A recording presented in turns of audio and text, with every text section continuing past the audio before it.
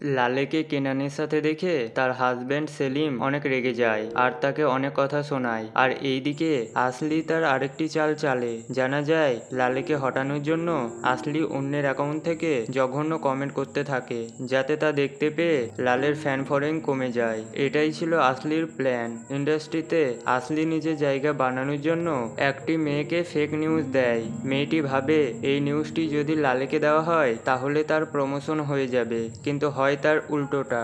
কেনান খবর পায় যে বুসবুস নামের এক ব্যক্তি সবার প্রোফাইল হ্যাক করে এই ইন্ডাস্ট্রির বিষয়ে উল্টাপাল্টা কমেন্ট করছে। তাই কেনান সবাইকে অ্যালার্ট করে দেয়। এরপর বাইরে বেরোনোর সময় মিউগেকে একটি মেয়ের সাথে কথা বলতে দেখে আসলি তাকে হটানোর পরিকল্পনা করে।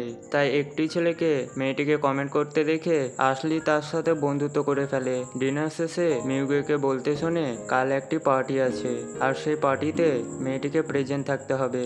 তখন আসলি ছেলেটিকে পটিয়ে পাঠিয়ে তার নাম্বারটি নিয়ে নেয়। আসলি বলে, আমি তোমার মেয়েটির সাথে সেটিং করিয়ে দেবো। পরের দিন আসলি কোম্পানিতে গিয়ে একটি ছেলের জন্য কফি নিয়ে আসে আর তাকে কথার জালে ফাঁসিয়ে তাকে বাইরে পাঠিয়ে দেয়। এরপর আসলি তার কম্পিউটার থেকে মিউগেকে একটি ইমেল করে। এরপর মিউগের অ্যাসিস্ট্যান্ট জানতে পেরে ছেলেটিকে কোম্পানি থেকে বের করে দেয়। তখন আসলি আবারও একজনকে হারিয়ে দেয়। এরপর আসলি মিউগের কাছে গিয়ে বলে, আমি লালের পার্টিতে তার বাড়ি আসতে চাই, আর তাকেও কথার জালে ফাঁসিয়ে তাকে মানিয়ে নেয়। পরের দিন পার্টিতে সবাই এনজয় করছিল, আর এইদিকে আসলি মেয়েটিকে বদনাম করার জন্য একটি পরিকল্পনা ভেবে ফেলে। আসলি ছেলেটিকে ফোন করে বলে, মেয়েটি আজ অতিরিক্ত নেশা করে ফেলেছে, তাই তোমাকে এসে তাকে বাড়ি রাখতে যেতে হবে। ছেলেটি আসলির কথা মতো পার্টিতে যায়, আর মেয়েটিকে বাড়ি রাখতে এসে ছেলেটি তার সাথে সেলফি তোলে। আসলি ফটোটি পেয়ে মেয়েটির বাবাকে পাঠায়, আর ফটোটি দেখে মেয়েটির বাবা মেয়েটিকে লন্ডনে পড়াশোনা করতে পাঠিয়ে দেয়। তখন আবারও আসলি